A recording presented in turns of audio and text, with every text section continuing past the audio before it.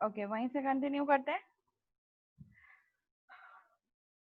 कहाँ तक हमने डिस्कस कर लिया था? Why do we need software process? Software process की रिक्वायरमेंट क्यों होती है? क्योंकि इससे पहले भी तो सॉफ्टवेयर डिजाइन हो रहे थे, but there were some limitation, and the limitation was that customer satisfaction नहीं होती थी, within time and within budget software develop नहीं हो पा रहे थे, सॉफ्टवेयर में क्वालिटी इंश्योर नहीं हो पा रही थी, और अगर कुछ चेंजेस फर्दर कस्टमर रिक्वेस्ट करे तो उसको वहाँ अपडेट करना, मॉडिफाई करना बहुत ज़्यादा डिफिकल्ट था, क्योंकि आपने कहीं कोई पेपर वर्क नहीं किया, कोई प्रॉपर डॉक्यूमेंटेशन नहीं है, कोई आपके पास आर्किटेक्चर नहीं है, कोई डिज़ाइन नहीं है कि आप कहाँ जाके चेंज कर सकते हैं। तो इसीलिए हम यहाँ पे ये चीज़ सॉफ्टवेयर इंजीनियरिंग के कॉन्सेप्ट रेज होना शुरू हुए कि हमारे पास एक प्रोसेस मॉडल होना चाहिए जिसके थ्रू हमें ये बताए कि हम फेजेस में प्रोजेक्ट्स को किस तरीके से इम्प्लीमेंट कर सकते हैं। तो that was the reason, concept of analysis. ठीक है, अब एनालिसिस क्या है कि हमने अपने एप्लीकेशन को जो हम डिज़ाइन करने जा रहे हैं उसको स्मॉल चंक्स में ब्रेक कर दिया, और उन स्मॉल चंक्स की ब्रेकिंग को हमने फिर फर्दर जो है वो वन बाय वन, क्योंकि कह रहे हैं हम divide and conquer rule, divide and conquer rule हमें क्या कह रहा है कि हमने एक बिगेस्ट प्रॉब्लम है, एक कंप्लीट कंक्रीट प्रॉब्लम है, उसको हमने चंक्स में ब्रेक कर दिया। कब तक ब्रेक करते रहे? जब तक वो स्मॉलेस्ट कंपोनेंट में ब्रेक हो रहे हैं, और वन बाय वन डिफरेंट जो स्मॉलेस्ट मॉड्यूल्स बन गए उनको फिर हम वन बाय वन सॉल्व करेंगे ताकि हमारी प्रॉब्लम आसान हो जाए। तो एनालिसिस में भी हम यही करेंगे। एनालिसिस के फेज में हम यूजुअली क्या कर रहे होते हैं कि हमारी जो प्रॉब्लम है उसको हम सब प्रॉब्लम्स में उसके स्मॉल पार्ट्स में ब्रेक कर रहे होते हैं। And concept of design is to refine a model with the intention of developing a design model that will allow transition to the coding phase।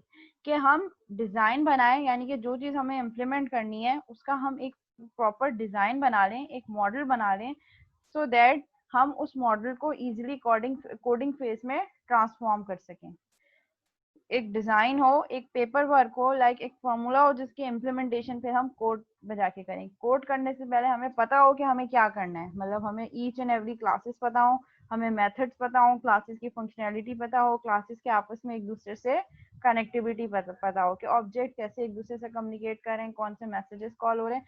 तो जब हमने एक डिफरेंट डायग्राम्स बनाई तो उन डायग्राम्स की बेसिस पे हम क्या डिटरमाइन कर सकें, हम डिटरमाइन कर सकें कि किस तरीके से हम सॉफ्टवेयर को इम्प्लीमेंट कर सकते हैं, उसकी कोडिंग किस तरीके से हो सकती है।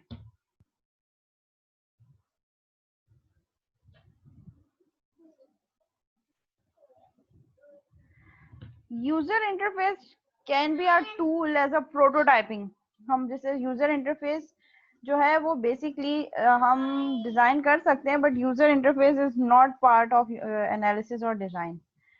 हाँ, हम प्रोटोटाइपिंग बना के यूजर से, क्योंकि एक्सप्लिसिटली हम कस्टमर से कहें कि आप हमें सारी रिक्वायरमेंट्स बता दें कि जो आप सिस्टम बनाने चाह रहे हैं उसकी क्या रिक्वायरमेंट्स हैं, वो सारी एक्सप्लिसिटली एक टाइम पे वो नहीं बता सकता।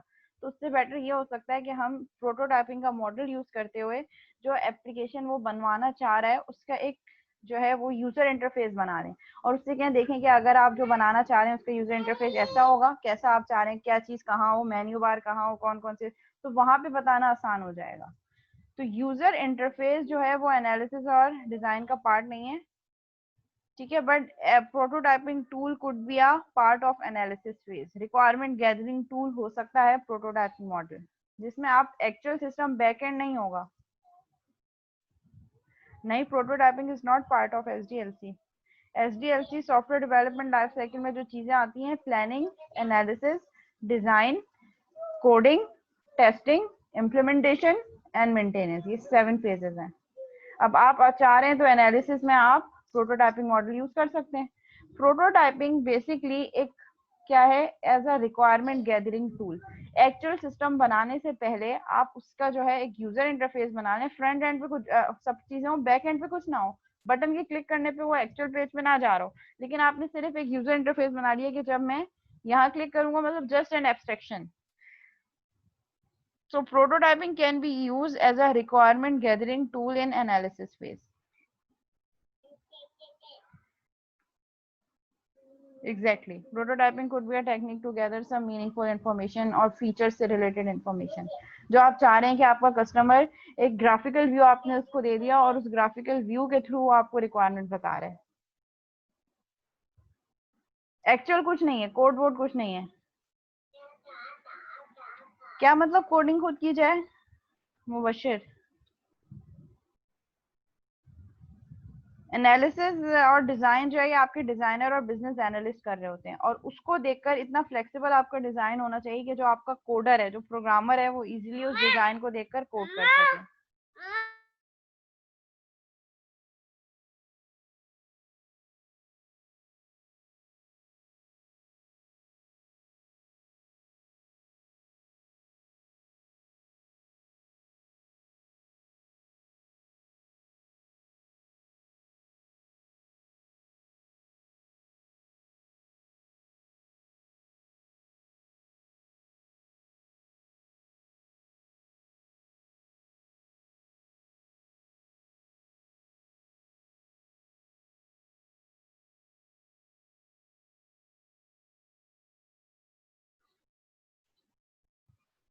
अच्छा, तो हमारे पास ये इस सारे काम भी कोई एक ही बंदा नहीं कर रहा होगा, ठीक है? We have different analyst, different programmers, different coders, different software engineers जो थ्रू आउट सॉफ्टवेयर डेवलपमेंट में इन्वॉल्व होंगे। बट एक्चुअल वो ये है कि सारा रिलाय कोडिंग फेज पे करने के बजाय we should have to complete some phases before coding so that coding become easy. ठीक है, हमने कॉन्सेप्ट ऑफ एनालिसिस देख लिया, कॉन्सेप्ट ऑफ डिजाइन देख लिया। यहाँ तक अगर कोई क्यूरी है तो आप पूछ सकते हैं।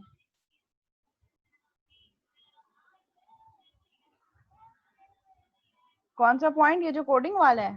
ओके, कोडिंग मैंने अभी ये कहा कि जो है सारा रिलाय कोडिंग वाले फेज पे करने के बजाय instead of relying totally on coding phase we should have to complete some phases before coding. हम अपना कुछ पोर्शन या कुछ परसेंटेज ऑफ काम कोडिंग से पहले कर सकें सो दैट हमारी कोडिंग करना आसान हो जाए। हम पहले से कुछ चीज़ें डिज़ाइन बना लें, हम एनालिसिस बना लें, हम एक्चुअल जो कोड करेंगे, एक्चुअल कोड करने से पहले उसकी कुछ प्रॉपर डॉक्यूमेंटेशन बना लें कि क्लासेस कौन कौन सी बनेंगी, क्लास रियलाइजेशन क्या होगी, क्लासेस आपस में कम्युनिकेट कैसे करेंगे, ऑब्जेक्ट कैसे बनेंगे, यूज केस डायग्राम्स के थ्रू सिस्टम और यूजर की इंटरेक्शन बता दें कि यूजर और सिस्टम आपस में कैसे कम्युनिकेट करेगा, इंटरेक्शन कैसे होगी। ये काम हम पहले से कर लें ताकि जब हम कोड करने पर आए तो कोड करने तक आने तक बहुत सारे लॉजिकल कॉन्सेप्ट हमारे क्लियर हो जाएं और उन्हीं को देखकर हम कोड कर सकें। Exactly exactly. कोडिंग आसान करने के लिए, कोडिंग में क्वालिटी लाने के लिए, ताकि वो आगे मॉडिफाई हो सके, उसके लिए हम पहले से एनालिसिस और डिजाइन करें।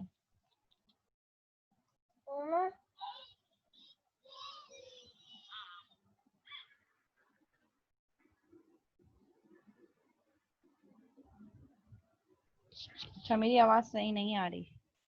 अच्छा, एक मिनट होल्ड करो, रुको, वेट करो। ओके, अब कुछ बेटर हुई? Okay, so now what is concept of object oriented analysis and design? अभी तो हमने एनालिसिस और डिजाइन देखा ना, तो what is object oriented analysis and design? So object oriented analysis and design is that कि हम इनिशियल रिक्वायरमेंट से स्टार्ट करें, जो कस्टमर हमें दे रहा है कि फीचर्स ये होने चाहिए, and results in the abstractions that अंडरलाई those requirements, और उन रिक्वायरमेंट्स को एब्स्ट्रैक्ट टर्म्स में डिफाइन करें। एब्स्ट्रैक्शन, एब्स्ट्रैक्शन क्या होती है? ऑब्जेक्ट ओरिएंटेड में पढ़ा है ना आपने एब्स्ट्रैक्शन। सो एब्स्ट्रैक्शन क्या होती है क्लास?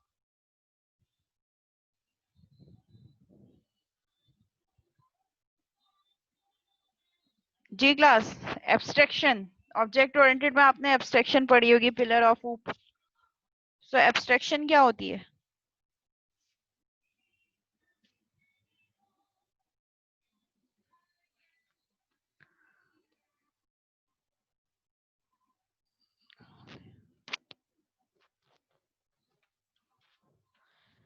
जी, एब्स्ट्रैक्शन ये होती है कि कुछ चीजें जो अभी आपके पास अननोन है, जिनकी अभी कंप्लीट डिटेल्स आपके पास नहीं है, उनको आप स्टार्ट में इनकम्प्लीट छोड़ दें।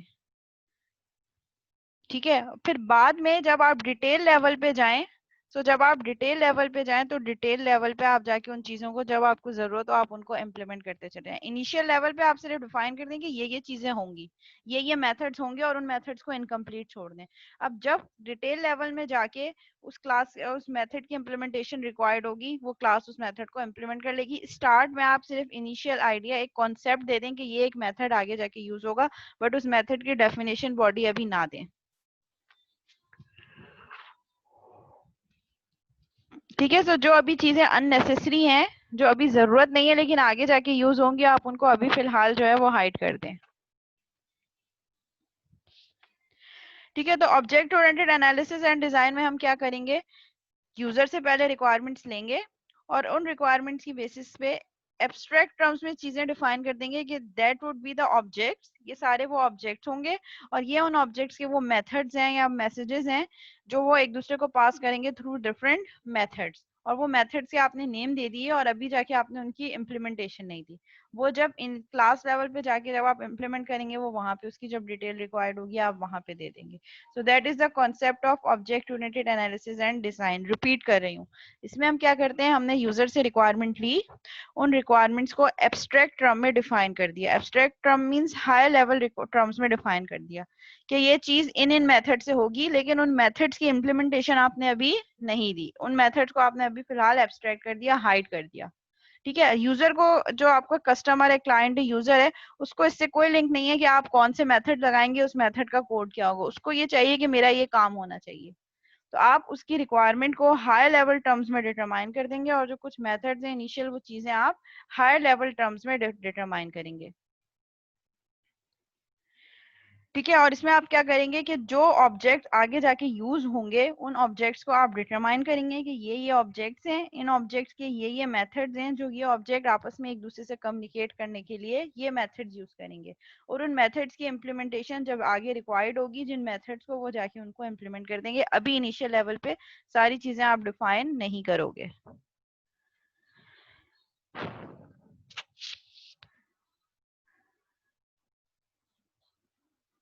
ठीक है, अब देखिए ये इन्होंने बताया कि हम एनालिसिस टू इम्प्लीमेंटेशन कैसे करेंगे। सबसे पहला फेज है एनालिसिस, एनालिसिस, डिजाइन, कंस्ट्रक्शन, और इन्होंने एक एग्जांपल को करके बता दिया कि इसकी एनालिसिस कैसे होगा, डिजाइन क्या होगा और कंस्ट्रक्शन कैसे होगी। Analysis, investigation of the problem. Analysis में आप क्या करेंगे, सबसे पहले तो आप इन्वेस्टिगेट करेंगे कि एक्चुअल प्रॉब्लम है क्या, कौन कौन से मेन कॉन्सेप्ट्स हैं, जस्ट आइडिया लेंगे आप, हाई लेवल टर्म्स। डिजाइन में लॉजिकल सोल्यूशन, एक सोल्यूशन देंगे आप कि लॉजिकल ये चीज आप कैसे डिजाइन करेंगे, और कंस्ट्रक्शन में जो आपने लॉजिकल सोल्यूशन दिया उस लॉजिकल सोल्यूशन को देखते हुए आप कोड करेंगे। अब इस चीज को इन्होंने मैप करके बताया एक एग्जांपल पे। लेट से सबसे पहले एनालिसिस में आप डोमेन इन्वेस्टिगेट करेंगे कि एक्चुअल कॉन्सेप्ट या आइडिया क्या है। So the example is book. ठीक है, सो बुक के सारे पैरामीटर्स आप यहाँ पे आइडेंटिफाई कर लेंगे कि बुक है। ठीक है, बुक की क्या क्या चीजें होंगी, बुक का नेम होगा, ठीक है, ऑथर का नेम हो सकता है, नंबर ऑफ पेजेस हो सकते हैं, मेथड इसके क्या क्या हो सकते हैं, डिस्प्ले हो सकता है, सर्च हो सकता है। ये सारी चीजें आप क्या करें, अभी ब्रेनस्टॉर्मिंग कर रहे हैं, माइंड में इन्वेस्टिगेशन करें कि that should be the features and attributes of the concept या जो आइडिया हमने यूज किया है, और हाई लेवल टर्म्स में कर रहे हैं।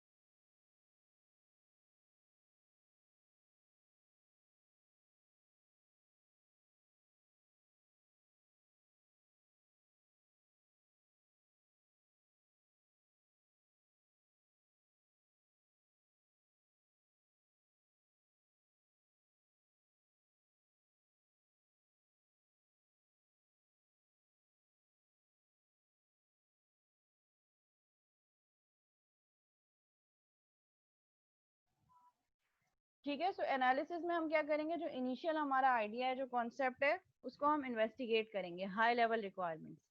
लॉजिकल डिजाइन क्या होगा, लॉजिकल सॉल्यूशन में हमने इसकी क्लास डायग्राम बना दी। क्लास डायग्राम किस तरीके से बनती है, 3 पोर्शन में डिवाइड होती है। फर्स्ट वन जो क्लास बनेगी उसका नाम, सेकंड उसके सारे एट्रीब्यूट्स, एंड थर्ड वाले पोर्शन में जो जो मेथड यूज होंगे। तो ये यहाँ पे हमने क्या किया, एक लॉजिकल सॉफ्टवेयर ऑब्जेक्ट्स बना दिए कि क्या क्या हमारे पास क्लासेस बनेंगी।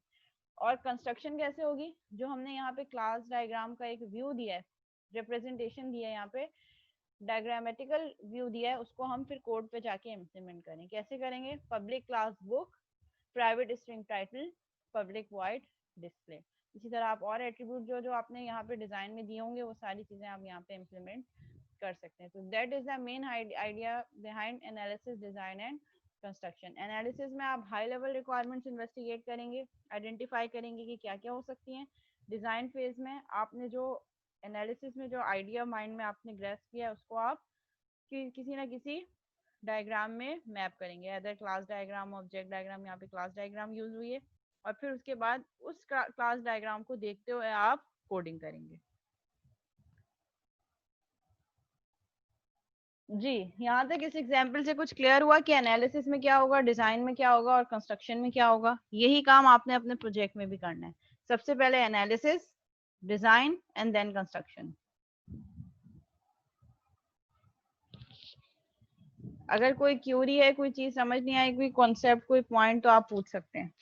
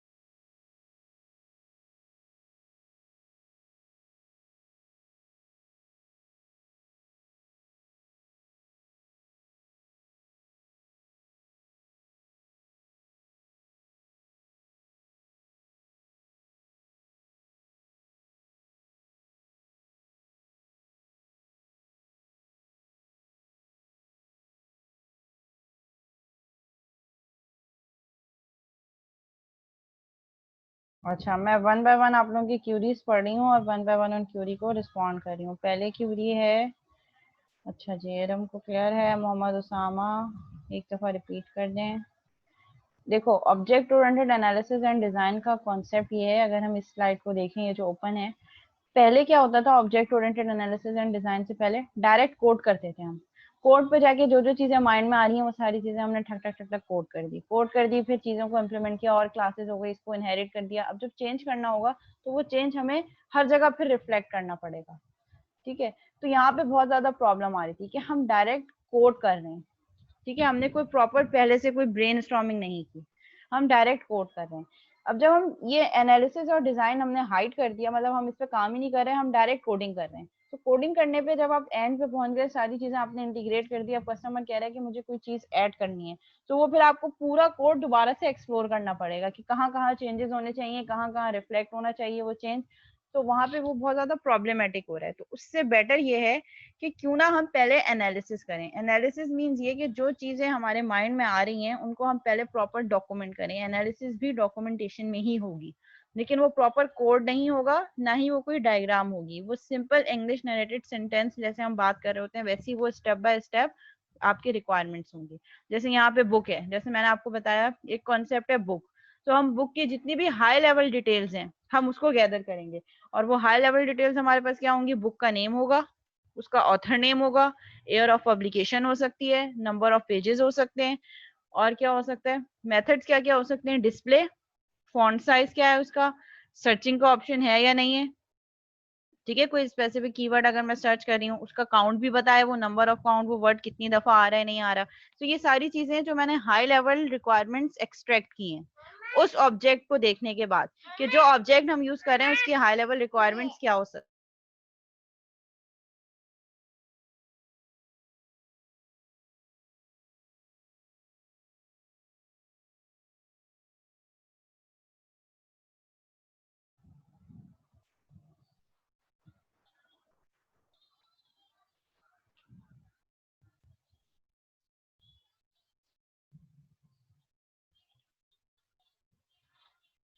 जी, कुछ क्यूरीज क्लियर हो गई आप लोगों की क्लास?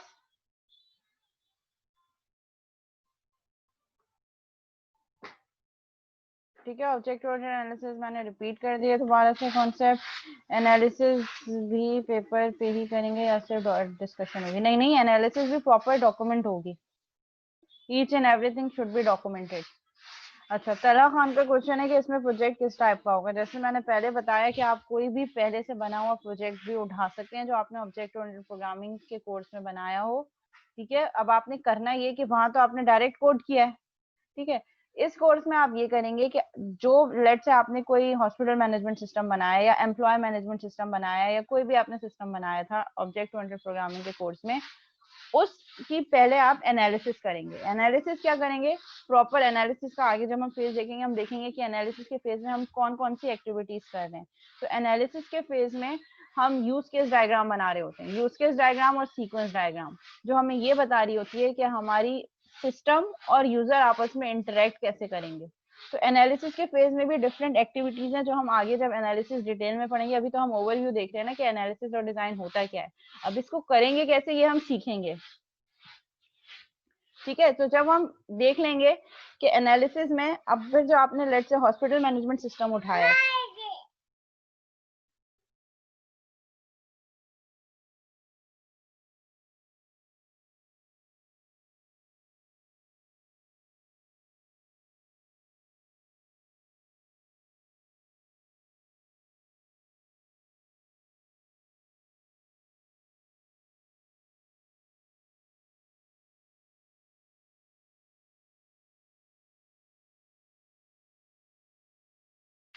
जी तलहा हैंड रेस करें, मैं आपको अनम्यूट कर देती हूँ। ओके, जी अस्सलाम वालेकुम मैम। वालेकुम अस्सलाम। मैम मैं यस कर रहा था कि आपने इसमें कोर्स आउटलाइन के कॉलम के अंदर ही एक बुक अपलोड कर रखी है एप्टेक की, जी object oriented analysis and design. जी ठीक है, तो मैम कहना मैं ये चाह रहा हूँ कि मैं इस पूरे सिनेरियो को मैं एप्टेक के अंदर इस पूरे सेमेस्टर को पढ़ चुका हूँ। 5th सेमेस्टर के अंदर ही ये बुक्स सारी मैंने पढ़ रखी हैं, सॉफ्टवेयर इंजीनियरिंग प्रिंसिपल्स की। ठीक है, वहां पर एज सच के कोई कोड कोड नहीं करना था। इन चीजों को सामने ठीक रखते है, हुए हमने जो ठीक है, एमबीसी के ऊपर कोड किया था या जो डेस्कटॉप एप्लीकेशंस बनाई थी उनको सामने रखते हुए हमने एक रिपोर्ट बनाई थी जिसके ठीक है, अंदर हमने data flow diagrams, use case diagrams और ठीक है, एक यानी ओवरऑल प्रोजेक्ट की जो फंक्शनैलिटी कहाँ से किस केस में जा रही है वो हमने मेंशन किया था।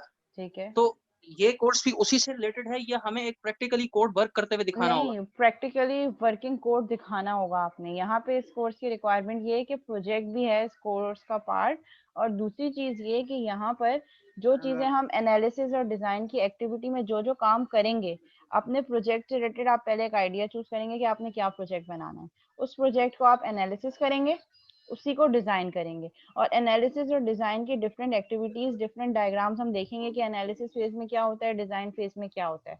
तो हम जैसे जैसे पढ़ते जाएंगे वही चीज आप अपने जो आपने प्रपोज प्रोजेक्ट है उसमें वो चीजें अब आप आप प्रोजेक्ट एनालिसिस मुझसे डिलीट हो गया है वो। और डिजाइन करेंगे। ठीक है, एनालिसिस और डिजाइन करने के बाद जो आपने डिजाइन दिया है, यानी कि अगर कोड पहले का आप यूज भी कर रहे हो लेट से, तो अब आप उसको डिजाइन में मॉडिफाई करोगे, तो वो जो मॉडिफिकेशन है डिजाइन वो आपके एक्चुअल कोड में, यानी कि अब आपको अपना कोड भी रिडिफाइन करना पड़ेगा। सेम वही कोड नहीं यूज करोगे आप प्रीवियस प्रोजेक्ट का। जो आपने अब डिजाइन बनाया, वो जो प्रीवियस प्रोजेक्ट था वो विदाउट डिजाइन था, वो डायरेक्ट कोड था। अब आप पहले एनालिसिस करोगे, फिर आप डिजाइन करोगे, और जो डिजाइन में जो आपने क्लास डायग्राम बनाई है उसी क्लास डायग्राम को देखकर फिर आप कोड करोगे। तो ये मैंने एक ऑप्शन दिया है कि अगर आप प्रीवियस प्रोजेक्ट यूज करना चाह रहे हैं तो कर सकते हैं उसको भी। किसी चीज को रीमॉडिफाई करना ज्यादा डिफिकल्ट होता है, ना कि किसी चीज को दोबारा स्क्रैच से बनाना। तो अगर आप मैम स्क्रैच से उस कोई करना चाह रहे प्रोजेक्ट हैं तो की आप सिर्फ मेरे स्क्रैच से भी पास कर सकते हैं।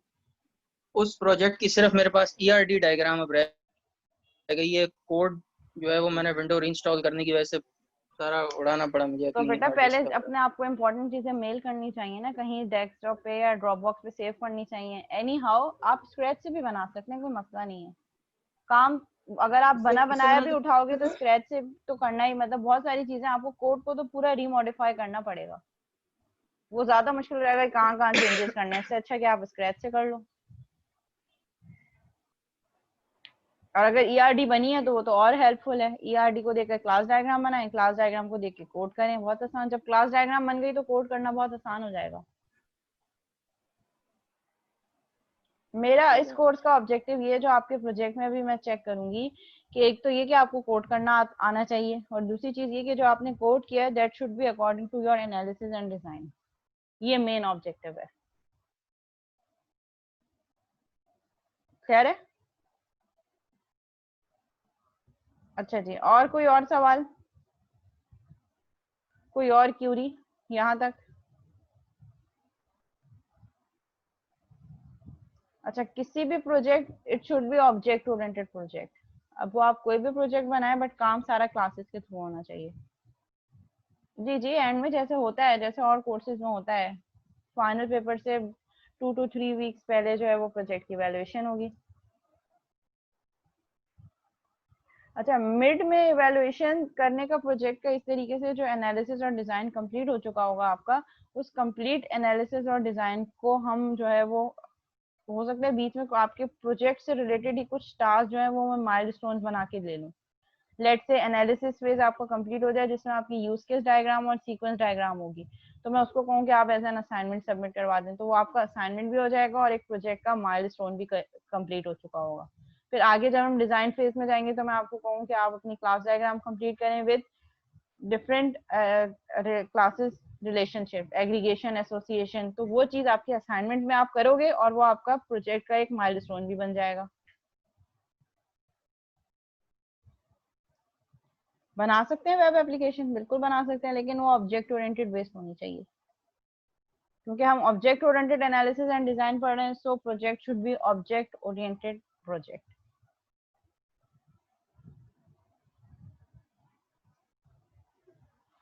अच्छा जी, और कोई सवाल, आगे बढ़े?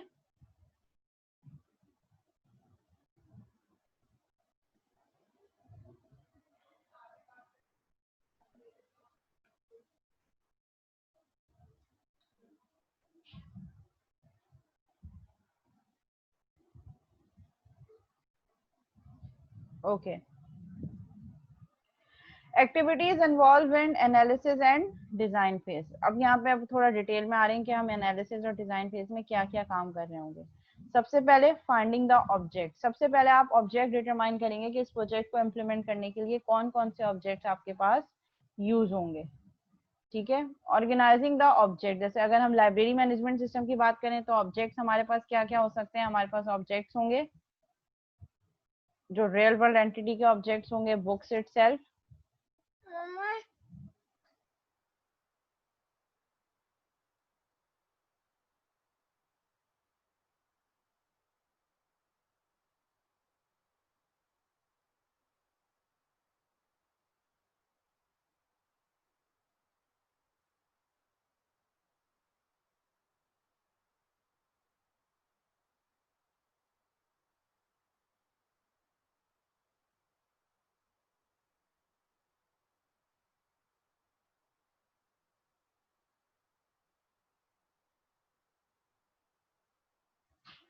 ठीक है। तो सबसे पहले फाइंडिंग द ऑब्जेक्ट्स। ऑब्जेक्ट्स क्या क्या होंगे? अगर लाइब्रेरी मैनेजमेंट सिस्टम की बात करें तो लाइब्रेरियन, स्टूडेंट, बुक्स,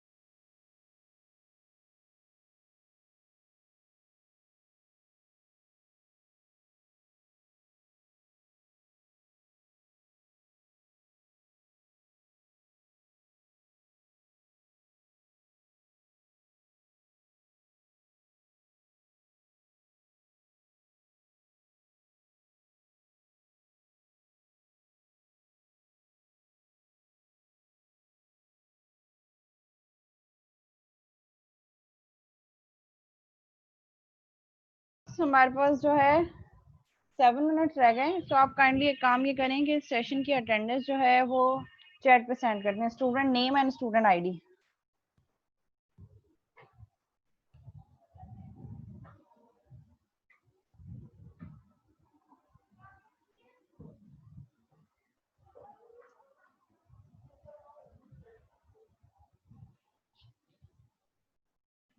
ओके, तो हमारे पास एक्टिविटीज जो इन्वॉल्व होंगी एनालिसिस एंड डिजाइन फेज में, वो एक्टिविटीज क्या होंगी? सबसे पहले फाइंडिंग द ऑब्जेक्ट्स, जो आप सिस्टम बनाने जा रहे हैं उसमें कौन कौन से ऑब्जेक्ट्स होंगे, आप सबसे पहले उनको आइडेंटिफाई करेंगे। Next would be organizing the objects, उन ऑब्जेक्ट से क्या क्या एट्रीब्यूट्स हो सकते हैं, क्या क्या बिहेवियर्स हो सकते हैं, वो सारी चीजें। ऑर्गेनाइजेशन ऑफ ऑब्जेक्ट्स, किस तरीके से वो आपस में कम्युनिकेट करेंगे। Describing interaction between the objects हो जाएगा, ठीक है, कि उनकी इंटरेक्शन आप बताएं कि वो ऑब्जेक्ट्स आपस में एक दूसरे से किस तरीके से इंटरेक्ट करेंगे। Defining the internals of the objects, objects के इंटरनल कैरेक्टरिस्टिक्स आपने बता दिए कि उनके ऑब्जेक्ट्स क्या होंगे, एट्रीब्यूट्स क्या होंगे, बिहेवियर्स क्या क्या होंगे ऑब्जेक्ट्स के हमारे पास, ये सारी चीजें आपने बता दी।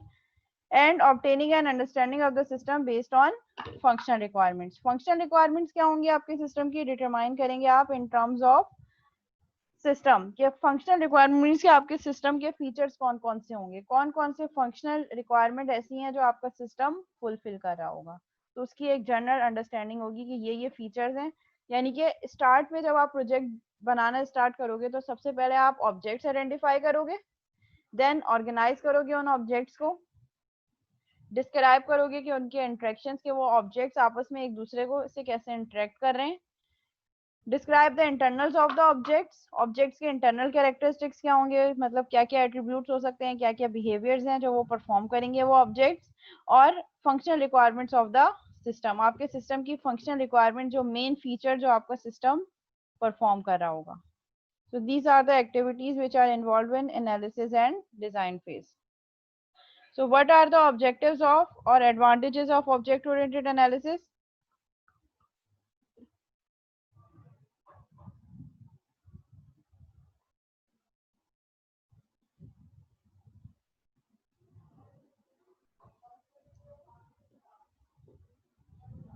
जी, एक्सरसाइज आ गई, ये जरा मैच करके बताएं कौन सी चीज किससे कनेक्ट हो रही है। डिस्क्रिप्शन है ABCDE और कॉन्सेप्ट है 1 2 3 4 5।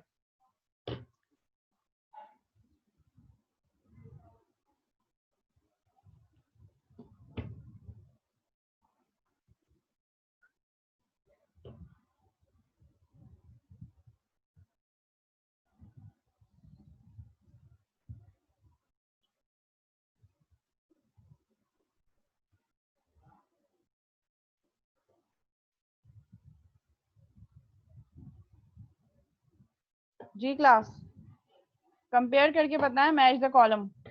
अभी तक जो हमने पढ़ा उससे चीजों को मैच करके बताएं कि कौन सी डिस्क्रिप्शन कौन से कॉन्सेप्ट से रिलेट कर रही है। C1, सी क्या है हमारे पास? Breaking up of a whole into fundamental elements और कंपोनेंट, इट्स कॉल्ड। सी का 1 बताया आपने, एनालिसिस एंड डिजाइन। नहीं, सही नहीं है, सी का 1 नहीं है। ए का 4, बी का 5, चलो ए का देख लेते हैं 4, रिक्वायरमेंट गैदरिंग एनालिसिस, नहीं ए का 4 नहीं है। और आपने क्या बताया है Usama?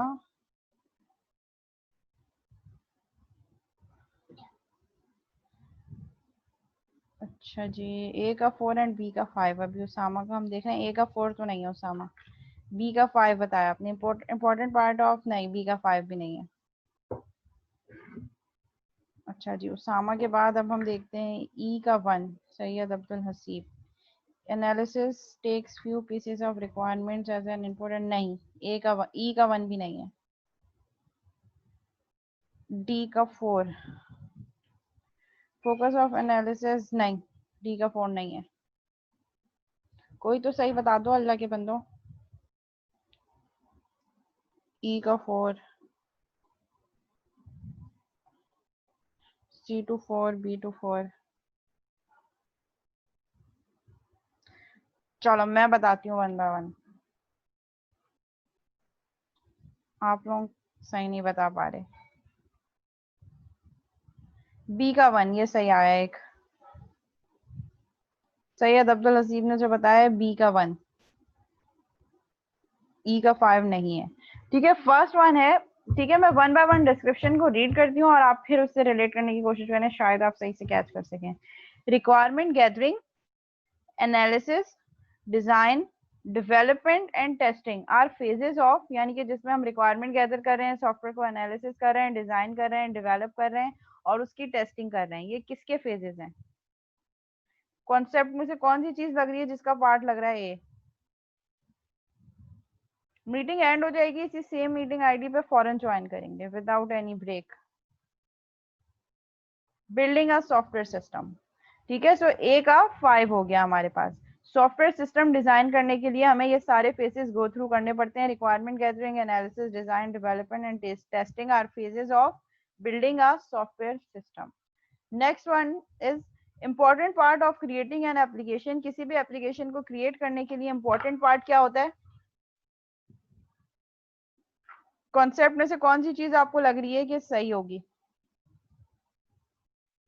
Analysis and design. So analysis and design is the important part of creating an application.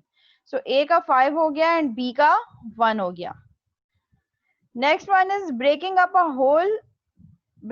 of a whole into its fundamental elements or components is called. एक एप्लीकेशन को उसके फंडामेंटल एलिमेंट और कंपोनेंट में ब्रेक करना is called. कौन सी चीज लग रही है आपको?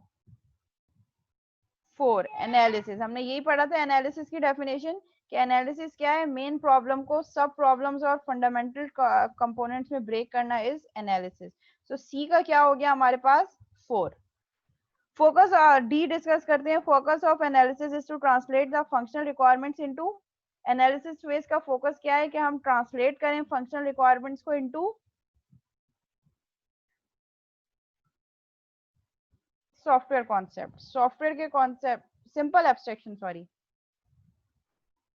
Focus of analysis is to translate the functional requirements into simple abstraction, जहां पे हम analysis phase में abstract terms में, high level terms में चीजों को determine करें। मैंने आपको बताया था ना abstraction हो रही होती है object oriented analysis में। And last one is analysis takes few pieces of